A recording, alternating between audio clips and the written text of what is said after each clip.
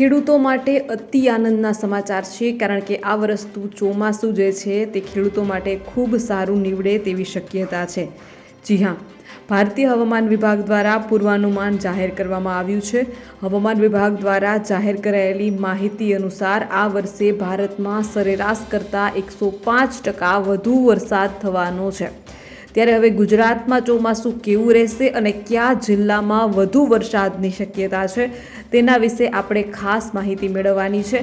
તમે નકશામાં જોઈ રહ્યા છો કે એક નકશાની બાજુમાં જે છે તે ચિહ્નો દર્શાવેલા છે અને ચિહ્નો પરથી જોઈ શકાય છે કે કયા રાજ્યોમાં સામાન્યથી ઓછો, કયા રાજ્યમાં સામાન્ય અને કયા રાજ્યમાં સામાન્યથી વધુ વરસાદ પડશે તે કલર દ્વારા દર્શાવવામાં આવ્યું છે. તમે ખાસ નકશામાં જોઈ શકો છો અને વધુ માહિતી આપણે હવે મેળવીએ.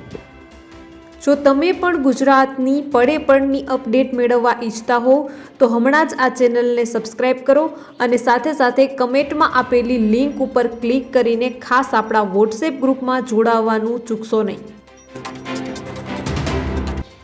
નમસ્કાર, તમારા બધાનું સ્વાગત છે ધ કાજલ સુવા યુટ્યુબ ચેનલ ઉપર. હવામાન વિભાગ દ્વારા જાહેર કરવામાં આવેલા મેપ અનુસાર જોઈએ તો ગુજરાતમાં ઓછો વાદળી રંગ અને અમુક જગ્યાએ ઘાટો વાદળી રંગ જોવા મળી રહ્યો છે, જે સૂચવે છે કે રાજ્યોમાં સામાન્યથી વધુ વરસાદ પડી શકે છે. જ્યારે મેપ જોતા અંદાજ આવે છે કે રાજ્યોમાં ખાસ કરીને દરિયાકાંઠાના વિસ્તારોમાં વધુ વરસાદ પડી શકે છે, જ્યાં ઘાટો વાદળી રંગ જોવા મળી રહ્યો છે. હવે વાત કરીએ આવતા ચોમાસાને લઈને કેવી છે શક્યતા. તો સંભવિત સ્થિતિની જો વાત કરીએ તો દુષ્કાળની આઈએમડીના મતે માત્ર 2% જ શક્યતા છે, જ્યારે સ્કાયમેટના મતે 5% દુષ્કાળની શક્યતા છે. સંભવિત સ્થિતિ એટલે કે સામાન્યથી ઓછા વરસાદની વાત કરીએ તો આઈએમડીના મતે 9% સામાન્યથી ઓછો વરસાદ થવાની શક્યતા છે, જ્યારે સ્કાયમેટના મત મુજબ 15%. સામાન્ય વરસાદ થવાની શક્યતા આઈએમડીના મત મુજબ 30% છે, જ્યારે સ્કાયમેટના મત મુજબ 40%.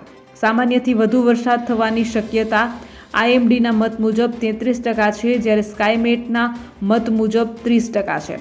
સામાન્યથી અતિ વધુ વરસાદ થવાની શક્યતા આઈએમડીના મત મુજબ 26% છે, જ્યારે સ્કાયમેટના મત મુજબ 10% છે. આઈએમડીના અનુમાનમાં સૌથી વધુ 33% શક્યતા સામાન્યથી વધુ વરસાદની છે. સ્કાયમેટના અનુમાનમાં સૌથી વધુ 40% શક્યતા સામાન્ય વરસાદની છે. ત્યારે આ બંને જે છે આઈએમડી જે છે તે ભારતીય હવામાન વિભાગનું સરકારી ખાતું છે અને સ્કાયમેટ જે છે તે પ્રાઇવેટ ખાનગી હવામાન એજન્સી છે. આ બંનેના મતો કેવા છે તે તમને ખાસ નકશાથી પણ દર્શાવ્યું છે અને ટકાવારી પ્રમાણે પણ સમજાવ્યું છે. હવે અગાઉના વર્ષોમાં હવામાન વિભાગે જે પૂર્વાનુમાન કર્યું છે તે કેટલા અંશે સાચું પડ્યું છે તેની પણ ખાસ વાત કરવાની છે. 2020માં પહેલું પૂર્વાનુમાન હતું કે 100% વરસાદ થશે, બીજું પૂર્વાનુમાન હતું કે 102% વરસાદ થશે અને વાસ્તવિક જે વરસાદ થયો છે તે 111% થયો છે. 2021ના વર્ષમાં હવામાન વિભાગે પૂર્વાનુમાન કર્યું હતું, જેમાં પહેલું પૂર્વાનુમાન હતું કે 98% વરસાદ થશે, જ્યારે બીજું પૂર્વાનુમાન તેમણે જારી કર્યું હતું કે 101% વરસાદ થશે અને વાસ્તવિકમાં 100% વરસાદ થયો હતો. 2022ની જો વાત કરીએ તો પહેલું પૂર્વાનુમાન એવું કહી રહ્યું હતું કે 99% વરસાદ થશે, બીજું પૂર્વાનુમાન કહી રહ્યું હતું 103% વરસાદ થશે અને વાસ્તવિક વરસાદ પણ 103% જ થયો. જ્યારે વર્ષ 2023ની વાત કરીએ તો વર્ષ 2023માં પહેલું પૂર્વાનુમાન હતું કે 96% વરસાદ થશે, બીજું પૂર્વાનુમાન પણ એ જ હતું કે 96% વરસાદ થશે અને વાસ્તવિક 96% જ વરસાદ થયો. વર્ષ 2024ની વાત કરીએ તો 106% પહેલું પૂર્વાનુમાન હતું, બીજું પૂર્વાનુમાન હતું 106% અને વાસ્તવિક 108% વરસાદ નોંધાયો છે. પૂર્વાનુમાનોમાં માત્ર 5% જ વધઘટ થાય છે, બાકી એ સાચું પડે છે. તો બીજી તરફ ભારતીય હવામાન વિભાગે આ વર્ષના ચોમાસાના વરસાદનું પહેલું અનુમાન જાહેર કર્યું છે. હવામાન વિભાગ દ્વારા જાહેર કરાયેલી માહિતી અનુસાર આ વર્ષે ભારતમાં સરેરાશ કરતાં 105% વધુ ચોમાસાનો વરસાદ પડી શકે છે. આઈએમડીએ કહ્યું છે કે આ વર્ષે ભારતીય ઉપખંડમાં ચોમાસા દરમિયાન અલ નીનોની સ્થિતિ વિકસિત થવાની શક્યતા બિલકુલ નથી, જેથી ચોમાસું ખૂબ સારું નીવડશે. હવે વાત કરવાની છે આઈએમડી અને સ્કાયમેટના છેલ્લા 5 વર્ષના પૂર્વાનુમાનો કેટલા સાચા પડ્યા છે તેના વિશે. 2020માં આઈએમડીનું પૂર્વાનુમાન હતું કે સામાન્ય વરસાદ થશે, સ્કાયમેટનું કોઈ પૂર્વાનુમાન ન હતું અને વાસ્તવિકમાં સામાન્યથી વધુ વરસાદ થયો છે. વર્ષ 2021માં આઈએમડીનું પૂર્વાનુમાન હતું સામાન્ય વરસાદનું. સ્કાયમેટનું પૂર્વાનુમાન પણ સામાન્ય વરસાદનું હતું અને સામાન્ય વરસાદ થયો છે. 2022માં પણ તમે નકશામાં જોઈ શકો છો કે આમાં આઈએમડીનું જે પૂર્વાનુમાન હતું સામાન્ય વરસાદનું, સ્કાયમેટનું પણ સામાન્ય વરસાદનું પૂર્વાનુમાન હતું અને સામાન્ય વરસાદ નોંધાયો છે. 2023માં પણ સામાન્ય વરસાદનું આઈએમડીનું પૂર્વાનુમાન હતું અને સ્કાયમેટનું પૂર્વાનુમાન સામાન્યથી ઓછા વરસાદનું હતું, જ્યારે વાસ્તવિકમાં સામાન્ય વરસાદ નોંધાયો છે. 2024માં સામાન્યથી વધુ વરસાદનું આઈએમડીનું પૂર્વાનુમાન હતું, સ્કાયમેટનું પૂર્વાનુમાન હતું સામાન્ય વરસાદનું, જ્યારે 2024માં સામાન્યથી વધુ વરસાદ નોંધાયો છે. એટલે કે વારે વખતે આઈએમડીનું પૂર્વાનુમાન સાચું પડે છે. 4 મહિનામાં ચોમાસા ઋતુ દરમિયાન ભારતમાં સામાન્યથી વધુ વરસાદ પડવાની શક્યતા છે. આ સિઝનમાં સરેરાશ કરતાં 105% વધુ વરસાદ પડવાની ધારણા છે. તેમણે કહ્યું કે ભારતીય ઉપખંડમાં સામાન્યથી ઓછા ચોમાસાના વરસાદ માટે જવાબદાર અલ નીનોની સ્થિતિ આ વખતે વિકસિત થવાની શક્યતા ખૂબ ઓછી છે. તમે નકશામાં જોઈ શકો છો તે જ પ્રમાણે 2024માં સામાન્યથી વધુ વરસાદનું આઈએમડીએ પૂર્વાનુમાન કર્યું હતું અને વાસ્તવિકતામાં સામાન્યથી વધુ વરસાદ થયો હતો. ત્યારે 2025માં પણ સામાન્યથી વધુ વરસાદનું પૂર્વાનુમાન કર્યું છે અને આ શક્યતા ખેડૂતો માટે સાચી પડે તો ખેડૂતો માટે ખૂબ લાભદાયક નીવડશે. દેશના ઘણા ભાગો પહેલેથી જ તીવ્ર ગરમીનો સામનો કરી રહ્યા છે અને એપ્રિલથી જૂનના સમયગાળાના દિવસો ખૂબ ગરમ રહેવાની ધારણા છે. આનાથી વીજળી ગ્રીડ પણ દબાણ પણ આવી શકે છે અને પાણીની અછત પણ સર્જાઈ શકે છે. ગુજરાતમાં ચોમાસામાં સામાન્યથી વધુ વરસાદ થશે. આવનારા ચોમાસા માટે સ્થિતિ સંપૂર્ણ અનુકૂળ છે. સામાન્યના 105% જેટલો વરસાદ થવાની સંભાવના છે. અનુમાનમાં 5% વધઘટની સંભાવના હોય છે. અલ નીનો અને આઈઓડી ન્યુટ્રલ રહેવાની સંભાવના છે. એટલે કે આઈએમડીનું પહેલું પૂર્વાનુમાન આ જાહેર કરવામાં આવ્યું છે. અને ચોમાસું જે છે તે દેશમાં સામાન્યથી વધુ વરસાદવાળું રહેશે. તમે નકશામાં જોઈ શકો છો. હવે એક વાત એ કરવાની છે કે ગુજરાતમાં છેલ્લા 5 ચોમાસા કેવા રહ્યા છે. વર્ષ 2020નું ચોમાસું, આ ચોમાસાનું આગમન જે છે તે 14 જૂનના રોજ થયું હતું અને સરેરાશ વરસાદ 136%, જે સામાન્યથી અત્યંત વધુ હતો. 2021નું ચોમાસાનું આગમન જે છે તે 9 જૂનના રોજ થયું હતું. સરેરાશ વરસાદ 94%, સામાન્યથી ઓછો હતો. 2022માં ચોમાસાનું આગમન 13 જૂનના રોજ થયું હતું અને 122%, સામાન્યથી અત્યંત વધુ વરસાદ નોંધાયો હતો. 2023નું ચોમાસું 25 જૂનના રોજ શરૂ થયું હતું, જેમાં 108%, એટલે કે સામાન્યથી વધુ વરસાદ નોંધાયો હતો. આ પહેલાં ભારતની ખાનગી હવામાન એજન્સી સ્કાયમેટે પણ આગાહી કરતાં જણાવ્યું હતું કે ભારતમાં આ વર્ષે ચોમાસું સામાન્ય રહેશે અને 4 મહિનાની લાંબા ગાળાની સરેરાશમાં દેશભરમાં 103% જેટલો વરસાદ થવાની શક્યતા છે. એટલે કે ચોમાસું સારું રહેવાની શક્યતા છે. હવામાન વિભાગે 15 જૂનના રોજ જારી કરેલા પૂર્વાનુમાનની સાથે એક નકશો પણ જારી કર્યો છે. તે પ્રમાણે કયા રાજ્યો અને કયા વિસ્તારોમાં કેટલો વરસાદ થશે તેની માહિતી પણ આપી છે. જોકે મે મહિનામાં ફરીથી હવામાન વિભાગનું ચોમાસાનું અપડેટ પૂર્વાનુમાન જારી કરશે. ભારતમાં ચોમાસાની શરૂઆત કેરળમાંથી થાય છે અને 1 જૂન દેશમાં ચોમાસું બેસવાની આધિકારિક તારીખ છે. કેરળમાં ચોમાસું શરૂ થયા બાદ ગુજરાત સુધી પહોંચતા સામાન્ય રીતે 15થી 20 દિવસ જેટલો સમય લાગે છે.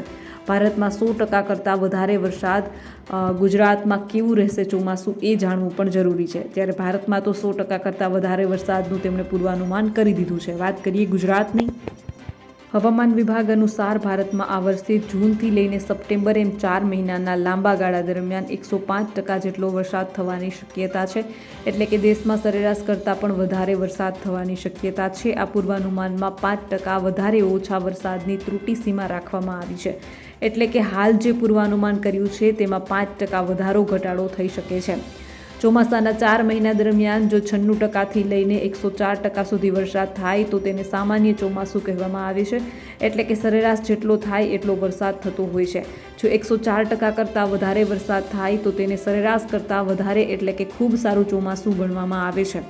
હવામાન વિભાગે જારી કરેલા નકશા પ્રમાણે આગામી ચોમાસામાં ગુજરાતમાં સરેરાશ કરતાં વધારે વરસાદ થવાની શક્યતા છે. હવામાન વિભાગના કહેવા પ્રમાણે 59% જેટલી એવી શક્યતા છે કે આ વર્ષે દેશના મોટા ભાગના વિસ્તારોમાં સરેરાશ કરતાં વધારે વરસાદ થશે. હવામાન વિભાગે હાલ જારી કરેલું ચોમાસાનું પૂર્વાનુમાન એપ્રિલ મહિના સુધીની સ્થિતિને આધારે છે, જે બાદ મે મહિનામાં ફરીથી આ પૂર્વાનુમાન અપડેટ કરવામાં આવશે અને કયા મહિનામાં કેટલો વરસાદ થશે એની પણ જાણકારી આપવામાં આવશે. ત્યારે મે મહિનાનું ફરીથી જે અપડેટ આવશે તે પણ તમને ખેડૂત મિત્રોને જણાવી દેવામાં આવશે. તો ખાસ ચેનલ સાથે જોડાયેલા રહેજો, ચેનલને સબસ્ક્રાઇબ કરી લેજો, જેથી ફરીથી નવું જે પૂર્વાનુમાન આવે તે પણ તમને જલ્દીથી મળી રહે.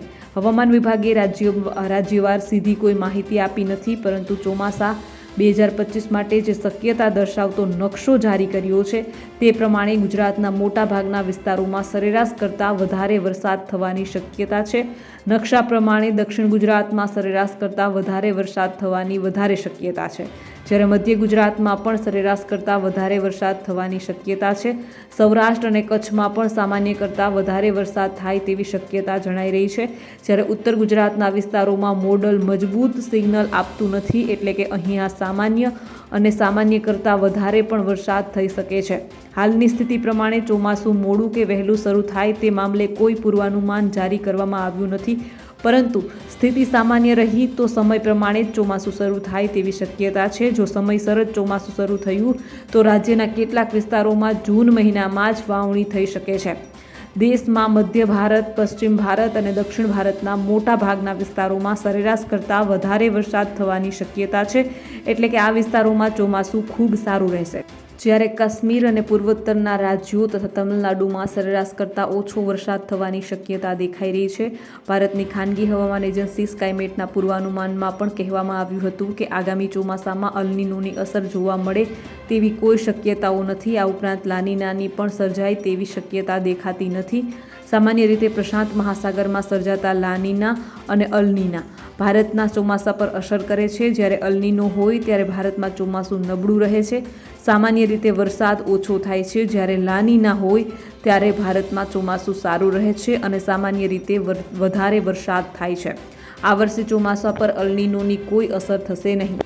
ભારતના હવામાન વિભાગનું કહેવું છે કે આગામી ચોમાસામાં પ્રશાંત મહાસાગરમાં ન્યુટ્રલ અલ નીનો સધર્ન ઓસિલેશન એટલે કે ENSO એટલે કે તટસ્થ સ્થિતિ રહેશે.